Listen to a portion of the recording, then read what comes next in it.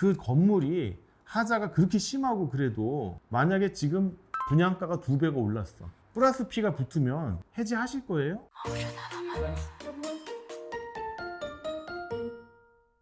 안녕하세요. 신탁에 계신 오상민 변호사입니다. 이번 영상은요, 분양계약 해제를 위한 해결 방법 두 번째 영상입니다. 앞서 설명드린 바와 같이 이번 두 번째 영상에서는요, 3단계로서 분양계약 해제 사유를 검토해 드리고요. 그 다음에 4단계로 분양계약 해제를 위한 민사소송 외에 형사고소까지 해야 할 필요가 있는가, 이 여부에 대해서 한번 설명드리겠습니다. 여러분, 제가 이제 분양계약 해제를 위한 소송을 검토할 때 분양계약 해제 사유가 있어야 되잖아요. 없는데 하는 건 아무 의미가 없는 거잖아요. 지는 소송을 하는 건데, 분양계약 해제 사유가 뭐가 있는지 검토를 할 때 첫 번째, 건물의 하자를 봅니다. 근데 아주 솔직히 말씀드리면요, 건물의 하자로는요, 분양계약 해제가 되기가 힘들어요. 왜냐하면 계약이라고 하는 거는 서로가 이행이 되도록 노력을 하는 거예요. 그러니까 건물의 하자는요, 이게 막 무너지기 직전이어야 돼요. 누수가 너무 심해가지고 그냥 물이 막 그냥 계속 쏟아지는 이 정도가 되지 않으면 어지간한 하자로는 해제가 되질 않습니다. 그러면 하자가 있는데 해제도 못하면 어떡하느냐? 그 정도의 하자는 손해배상 청구로 인정이 되는 거예요. 웬만한 건물들은 다 하자가 있거든요. 그리고 그 하자들은 대부분 경미한 하자예요. 이런 경미한 하자는 하자를 보수해 주거나 그에 따른 손해를 배상해 주면 되는 거지, 계약 해제까지는 인정이 되지 않습니다. 다만 그 하자가 중대할 경우에는 계약 해제까지 인정이 돼요. 그러다 보니까 저한테 상담을 오시는 의뢰인 분들이 자신의 어떤 하자를 상당히 과장을 해요. 너무 심각하다, 중대하다, 못 살겠다, 뭐 이러는데, 제가 이제 그분들한테 반문을 해요. 그 건물이 하자가 그렇게 심하고 그래도 만약에 지금 분양가가 2배가 올랐어. 플러스 P가 붙으면 해지하실 거예요? 안 하죠. 2배가 됐는데 팔겠어요? 하자가 있어도 그냥 끌어안고 사는 거지. 그러니까 그걸 판사님도 아신단 말이에요. 그러니까 진짜 중대한 하자가 아니면 분양계약 해제 사유가 안 됩니다. 실제로 어떤 판사님들은 재판 과정에서 분양대금보다 많이 오르고 플러스 P가 붙으면 정말로 해제하실 생각이 있었냐, 이렇게 물어보세요, 대놓고. 결국 뭐다? 지금 마이너스 P가 붙고 어떻게 보면 손절하고 싶은데 해제가 안 되니까 이러이러한 트집거리를 잡아서 억지로 해제를 지금 주장하는 거 아니냐. 사실 이 말과 똑같은 말이에요. 그렇기 때문에 건물의 하자는 어지간한 게 아니면, 즉 중대한 게 아니면 분양계약 해제가 안 된다. 그리고 여러분들, 이제 이런 피해자분들 단톡방을 만들어 가지고 하자를 공유를 하세요. 근데 공유를 하면 그 하자가 다 나한테 적용되는 하자가 아니잖아요. 즉 분양계약 해제 사유로서 하자는 내 호실에 한정된 하자여야 돼요. 공용 부분에서의 하자는 공통된 하자겠죠. 근데 다른 호실의 하자까지 다 끌고 와가지고 내 하자로서 주장할 수는 없는 거예요. 물론 그렇게 하자들을 다 취합해가지고 내 호실에도 적용되는지 살펴보고, 또 공통된 하자 같은 경우에는 다 적용되니까 취합하는 거는 상당히 의미 있는 일이지만, 그렇다고 해서 남의 호실에만 적용되는 하자까지 나의 하자로 주장할 수는 없습니다. 요거는 구분하셔야 돼요. 그 다음에 두 번째로 제가 해제 사유로 보는 게 입주 예정일을 도과했느냐예요. 통상 입주 예정일을 뭐 2024년 8월이라고 적어 놓으면 8월 말을 기준으로 9월, 10월, 11월 이렇게 3개월을 도과하면 분양계약을 해제할 수 있습니다. 이거는 상대방의 기책 사유로 해제를 하는 거예요. 그 입주 예정일을 통상 3개월을 도과하면 해제할 수 있다라는 조항들이 분양계약서에 있어요. 근데 이제 요즘 분양자들도 영악해져 가지고 입주 예정일을 특정하지 않아요. 예전에는 숫자도 정확히 썼어요. 뭐 2024년 뭐 8월 15일 또는 뭐 8월 31일 이렇게 썼는데, 2024년 8월 이렇게 써놓으니까 그럼 3개월 도과한 시점이 언제냐? 8월 말일을 기준으로 그 다음 날부터 3개월을 계산을 하셔야 되는 거예요. 그러니까 9월, 10월, 11월 지나서 12월 1일부터 입주 예정일이 도과돼서 해제를 주장하실 수가 있는 거예요. 물론 그 전에 입주 예정일을 통보하면 해제 사유가 안 되겠죠. 3개월을 도과하지 않았으니까. 그리고 2024년 8월만 써놓는 게 아니라 괄호치고 또 뭘 써놓는지 아세요? 분양계약서에다가 입주 예정일 2024년 8월 괄호 쳐놓고 입주 예정 시점에 변경될 수 있어. 즉 지산점 자체를 2024년 8월 30일이 아니라 더 뒤로 흔들어 놓는 거예요. 물론 이제 그 조항 자체가 공정하냐, 효력이 있느냐, 요거는 뭐 다툼의 여지가 있습니다. 있지만 그런 식으로 자신들의 어떤 여지, 분양계약 해제를 할 수 없도록 하는 여지를 넓혀 놓는 거예요. 근데 이제 그런 것들을 한번 다퉈볼 만해요. 이런 조항이 효력이 없다. 즉 2024년 8월 31일을 기준으로 입주 예정일을 3개월 도과하면 해제할 수 있다라고 해서 그 주장은 가능을 합니다. 아까 말한 그런 식으로 괄호 쳐놓으면 도대체 입주 예정일이 언제입니까? 2024년 8월 31일도 아니고 2024년 9월 중순이면 그거까지는 봐줄 수 있어. 2024년 12월 31일까지 그 입주 예정 시점의 기산점이 그때까지 연장된다고 볼 수는 없잖아요. 그런 거기 때문에 그 조항의 효력은 좀 다퉈볼 만해요.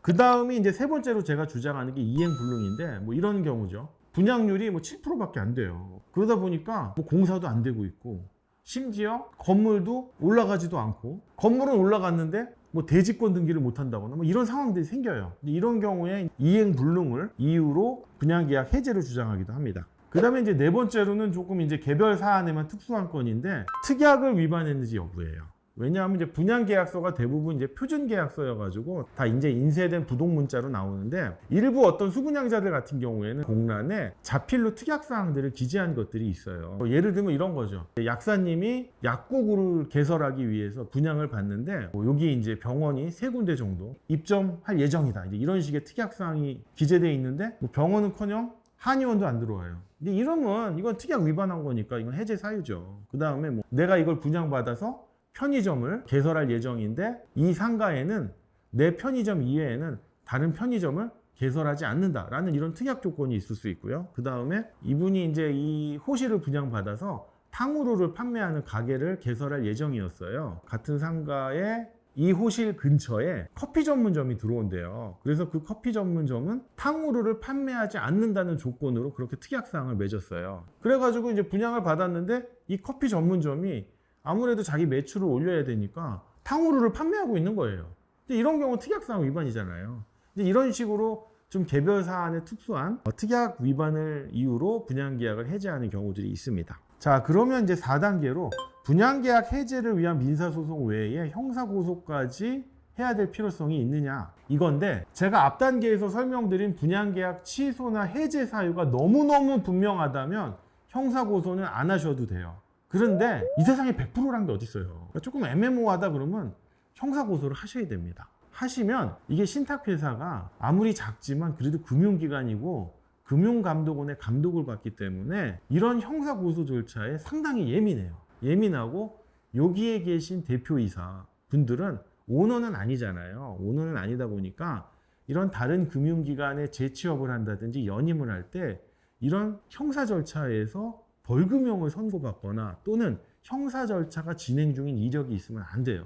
그런 거기 때문에 형사고소 절차가 진행 중이면 두 가지 입장이 있을 수 있겠죠. 나 이거 무죄 나오니까 끝까지 가. 이런 분들도 있겠지만 설령 무죄가 나올 수도 있겠지만 또 100%라는 게 없잖아요. 그러니까 빨리빨리 해결해 라고 하면서 그냥 합의를 유도하는 경우들이 많아요. 그래서 형사고소를 가급적 하는 게 좋아요. 제가 아까 말씀드렸듯이 분양계약 취소나 해제가 100% 확실하다면 굳이 형사고소 할 필요는 없지만 100% 확실한 경우가 어디 있겠어요. 이 세상에 100%가 어디 있습니까? 그리고 설령 100% 확실하다고 쳐요. 그래도 소송으로 판결이 날 때까지 얼마나 시간이 걸립니까?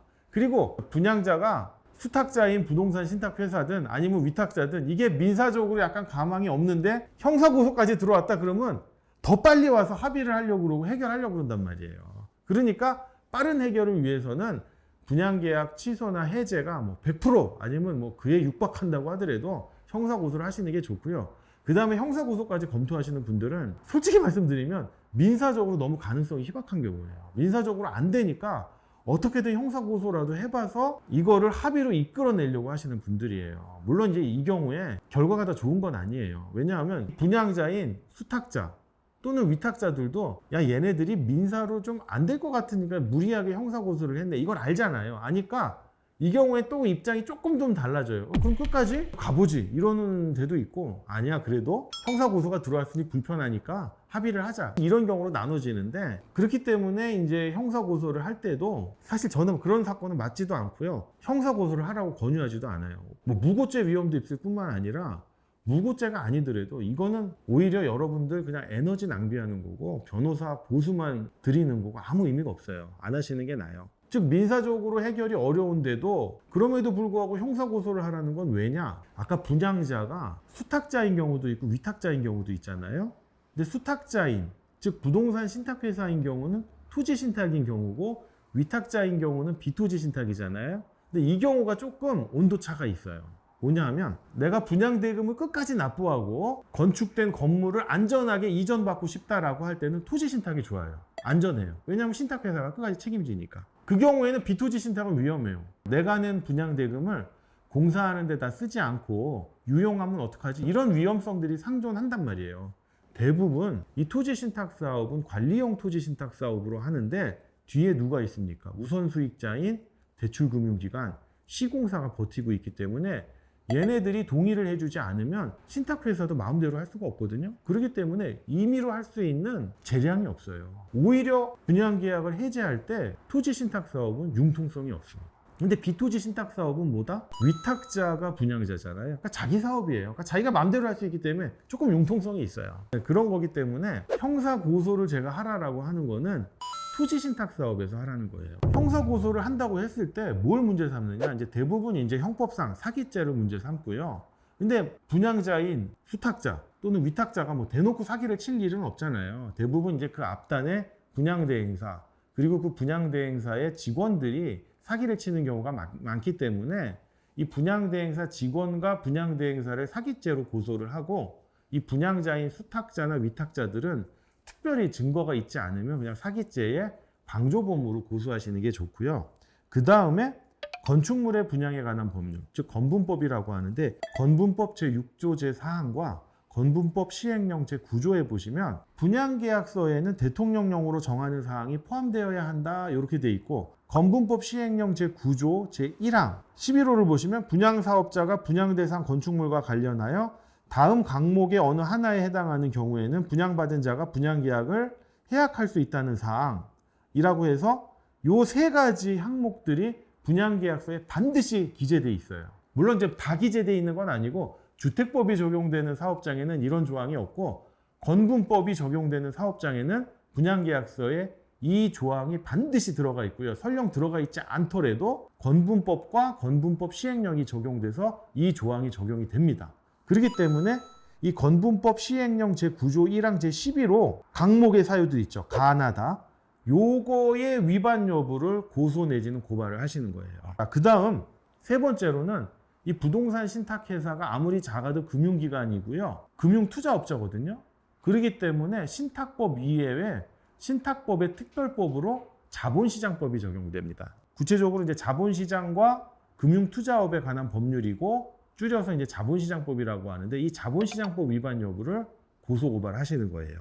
그 다음에 네 번째로 이 분양 광고를 할 때 허위 과장 광고가 있게 마련이거든요. 이 허위 과장 광고에 대해서 표시 광고의 공정화에 관한 법률, 이제 줄여서 표시광고법이라고 하는데 이 표시광고법 위반 여부도 고소 고발을 하셔야 됩니다. 물론 이 네 가지 사유가 다 적용이 돼서 고소 고발을 하면 좋겠지만 각 사안에 적용되는 것들을 검토하셔서 가장 타당성이 있는 그리고 가장 가능성이 높은 걸로 고소 고발을 하셔가지고 분양계약 해제를 이끌어내셔야 됩니다. 여기까지 분양계약 해제를 위한 해결 방법 두 번째 영상을 설명드렸고요.